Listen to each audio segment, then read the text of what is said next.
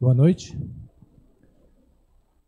O pastor Ricardo vai ter uma atividade com as crianças hoje e me pediu para eu estar aqui falando, não substituindo, quer dizer, substituindo, mas não, como diz assim, fazendo a parte dele, né? Mas eu gostaria de fazer a leitura em Atos 26, livro de Atos 26.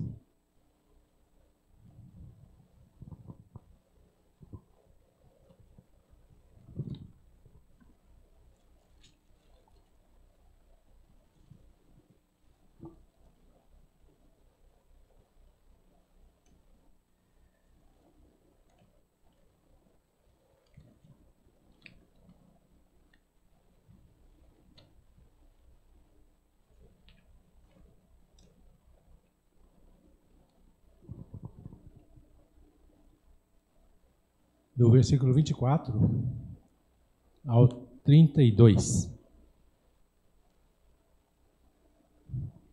Eu vou ler, a igreja acompanha aí. Dizendo ele essas coisas em sua defesa, Festo o interrompeu em alta voz. Está louco, Paulo? As muitas letras te fazem delirar. Paulo, porém, respondeu: Não estou louco, ó excelentíssimo Festo. Pelo contrário, digo palavras de verdade e de bom senso, porque tudo isso é de conhecimento do rei, a quem me dirijo com franqueza, pois estou persuadido de que nenhuma dessas coisas lhe é oculta. Porquanto nada se passou em lugar escondido. Acreditas, ó rei Agripa, nos profetas? Bem sei que acreditas. Então Agripa se dirigiu a Paulo, dizendo: Por pouco me persuades a me fazer cristão. Paulo respondeu: Assim Deus permitisse que por pouco ou por muito, não apenas tu, ó rei, porém todos os que me ouvem se tornassem tais como eu sou, exceto essas cadeias. A essa altura levantou-se o rei e também o governador e Berenice, bem como os que estavam assentados com eles, e havendo-se retirado, falavam uns com os outros, dizendo: Este homem nada tem feito passível de morte ou prisão. Então Agripa se dirigiu a Festo e disse: Este homem bem que podia ser solto se não tivesse apelado para César.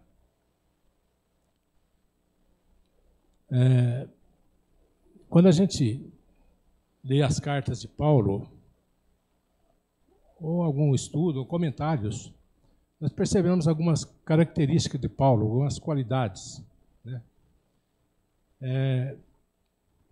Eu vou destacar algumas, acho que seriam infinitas talvez. Paulo era um sujeito muito inteligente, culto, sábio, alguns falam que teimoso, eu falo que é persistente. Ele era muito dedicado. Paulo era obediente. Paulo gostava de falar. Paulo levava Deus a sério. Levava o evangelho a sério. E quando a gente pensa assim nos heróis da Bíblia, Paulo, os demais, a gente pensa assim num super-homem, um homem com poderes, né?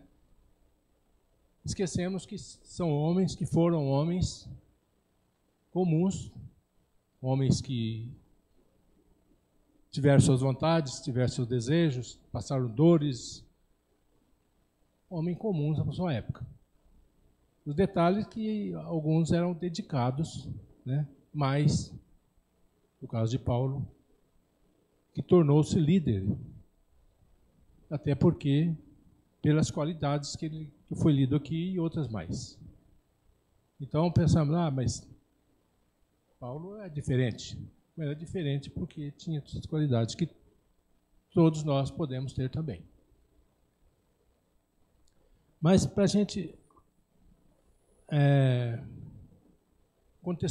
fazer uma contextualização do texto aqui, porque aqui o texto que nós lemos fala o final do discurso de Paulo fez diante do rei Agripa. Então, é o finalzinho. Para a gente entender um pouquinho, eu vou voltar um pouquinho aqui no texto, né? Esse Festo tinha sido nomeado o rei lá de Cesareia, recentemente, substituindo Félix. E Agripa, o rei Agripa, foi fazer uma visita política, talvez, uma visita para no governo do Festo, seu amigo dele. E levou, então, a sua irmã, Berenice. E Paulo, esse Festo já tinha conversado com Paulo algumas vezes, já tinha percebido que não tinha nada que pudesse condená-lo. Tudo o que ele pregava era coisas que os judeus sabiam, né? Então, conversaram entre eles e o Agripa resolveu também ir ouvir Paulo. Então, reuniram, talvez um salão, não sei como que era, né? E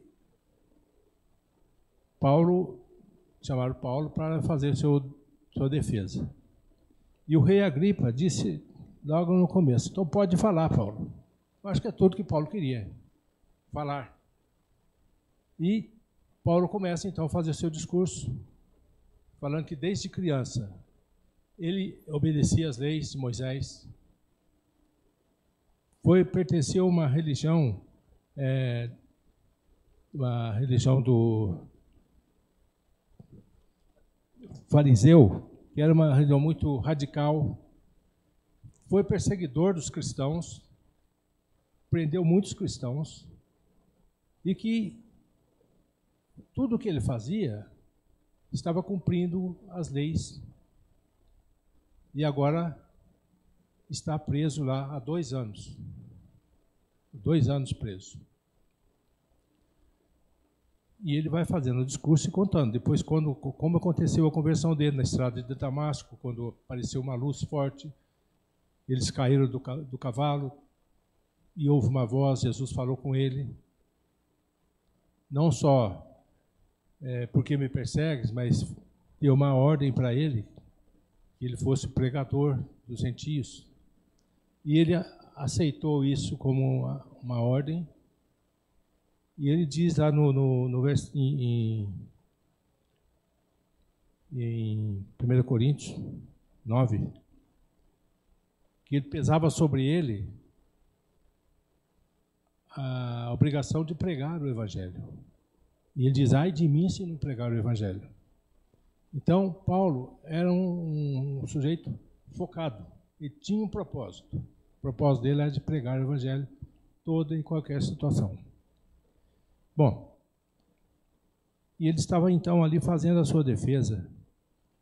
E no versículo 22 e 23, ele diz o seguinte: mas alcançando o socorro de Deus, permaneço até o dia de hoje, dando testemunho, tanto a pequenos como a grandes, nada dizendo senão o que os profetas e Moisés disseram haver de acontecer.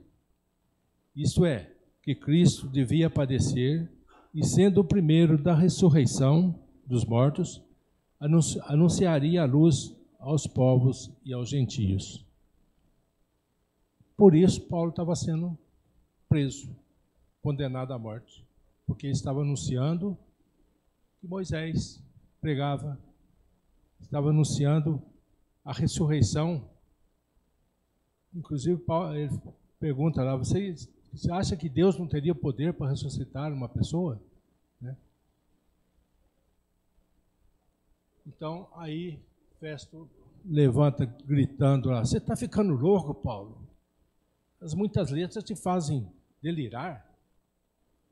E Paulo diz, não estou louco.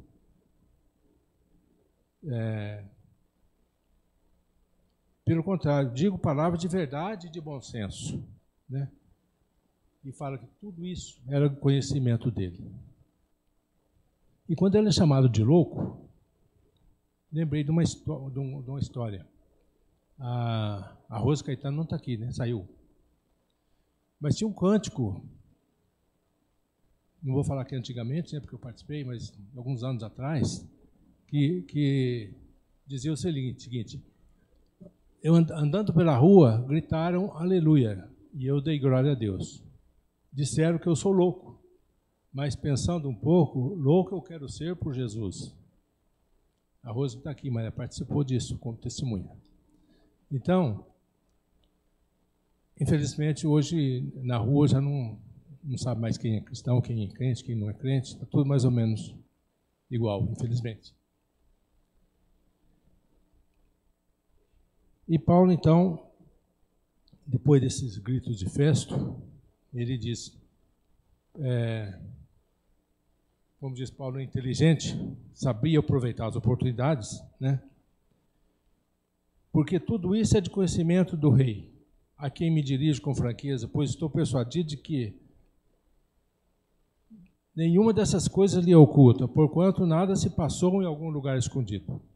Acreditas, ó rei, nos profetas? Eu bem sei que acreditas. Eles acreditavam no profeta, acreditavam naquilo que Paulo estava falando. Por que então estaria preso? Então Agripa se dirigiu.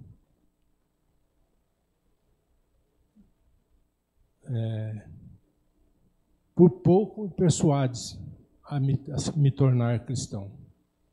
Por pouco. Isso quer dizer quase.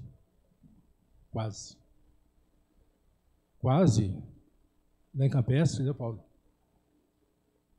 Quando a gente dizia alguma coisa em Campestre que quase aconteceu, o Paulo dizia, o quase não deixou. Né? Então, nada aconteceu porque o quase não deixou. O quase é algo que deveria ser acontecido e que não aconteceu. Uma linguagem futebolística. O goleiro que está lá para defender um pênalti.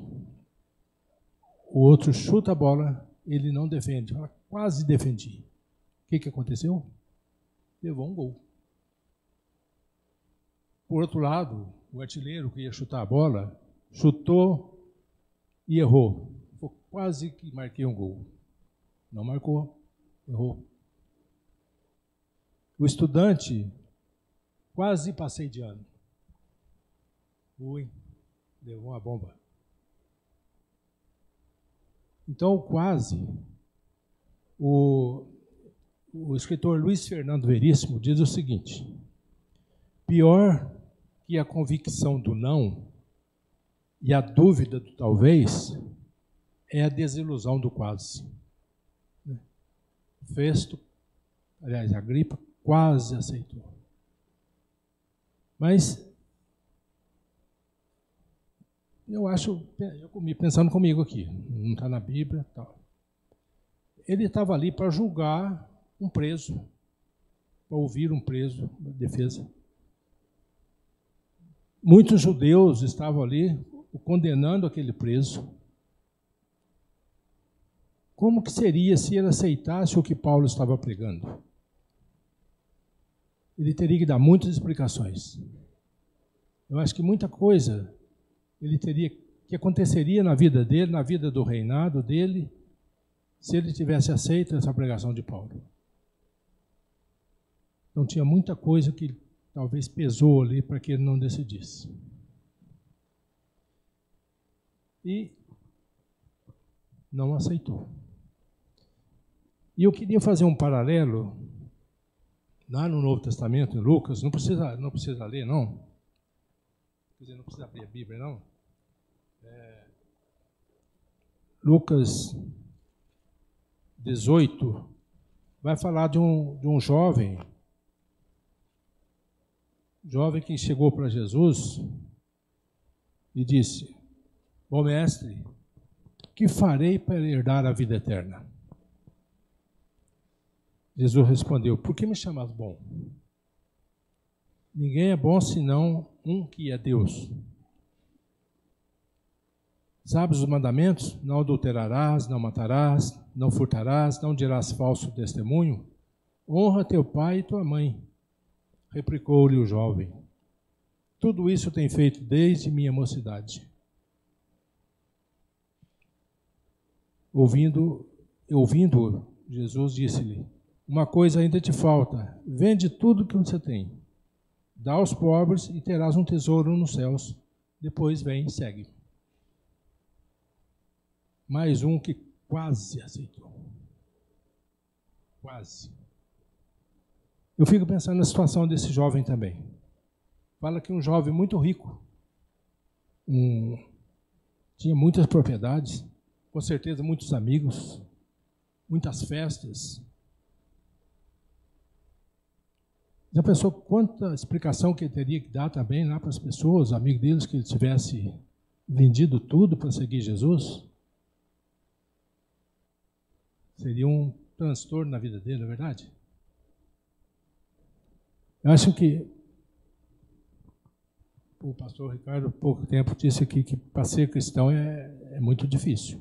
Ser crente é difícil, porque exige renúncia, exige dedicação, exige um propósito, exige se tome uma decisão. E uma decisão para seguir a Cristo não é você aceitar hoje e amanhã você já está um crente exemplar. Se aceitar hoje, é apenas o começo de uma caminhada. Então, esses dois estavam numa dúvida muito difícil, né? O rei Agripa e esse jovem. Conhecia a palavra, conhecia os ensinamentos, conhecia a lei de Moisés, conhecia os 10 mandamentos que Jesus mostrou para ele. Talvez estivesse andando em 2 barcos, né? Conforme Jesus condena aqueles 2 barcos. Acho que nem o homem elástico talvez conseguiria ir muito longe em 2 barcos, né? Mas teria que tomar uma decisão, um ou outro. E às vezes eu fico perguntando, o que talvez que as pessoas não aceitam o Evangelho porque tem que tomar uma decisão, tem que deixar umas coisas para seguir o Evangelho. O exemplo de Paulo, deixou uma vida de perseguição, de uma autoridade, e seguiu o Evangelho e passou por dificuldades, açoites, prisões. Se for a vida dele, a gente vê que foi muito difícil a vida dele, mas não desistiu. Conheço pessoas, pais que brigaram, expulsaram os filhos de casa porque o filho aceitou o Evangelho. E muitas vezes o que falta para a gente aceitar totalmente o Evangelho? Às vezes temos que dar uma explicação no nosso trabalho, tem que dar uma explicação com nossos amigos, explicar, agora eu não vou fazer mais isso, agora eu mudei minha vida.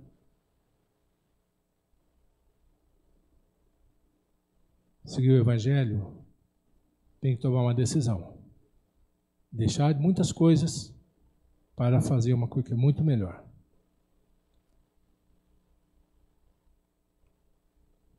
Não vamos ficar no quase. Vamos tomar uma decisão certa, verdadeira. Porque não existe nada melhor do que ser amigo de Deus. Eu queria encerrar. Tem mais uma poesia. Eu vejo que mais uma poesia.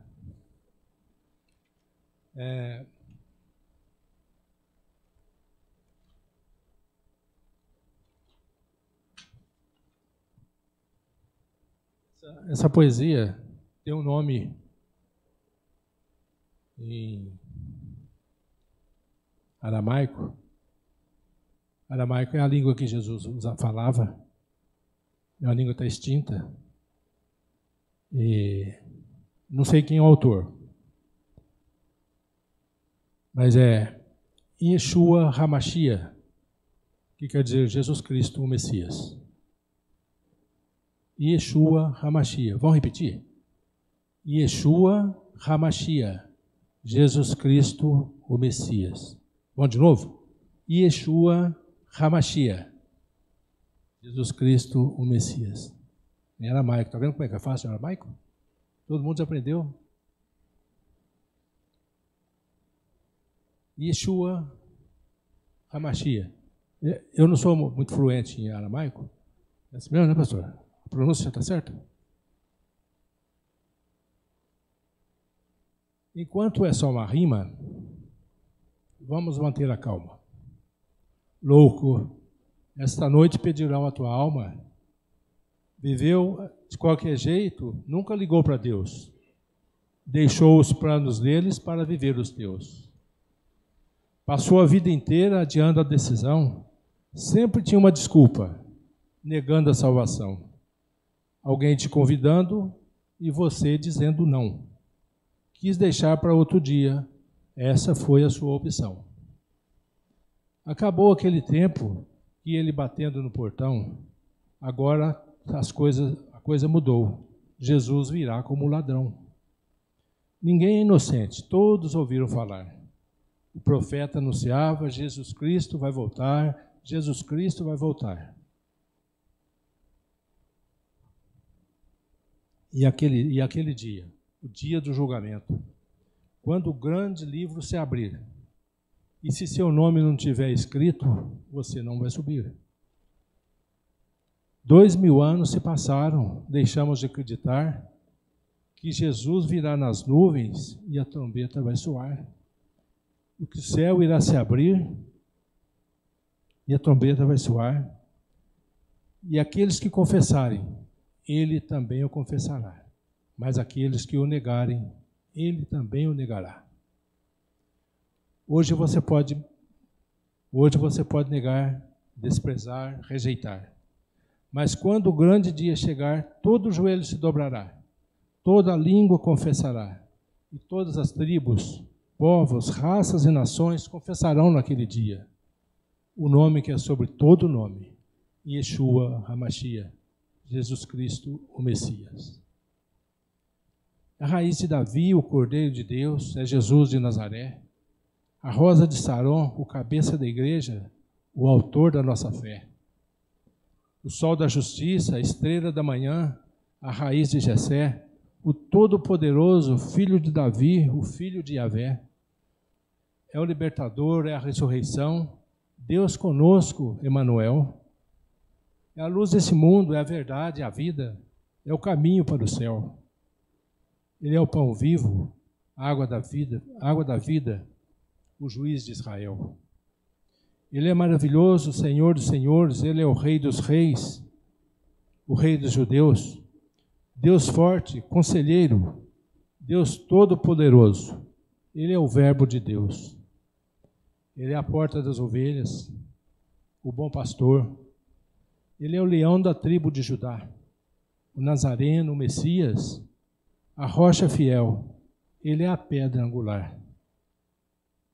Se você está sozinho, ele pode ser tua companhia. Se você está perdido, ele pode ser teu guia.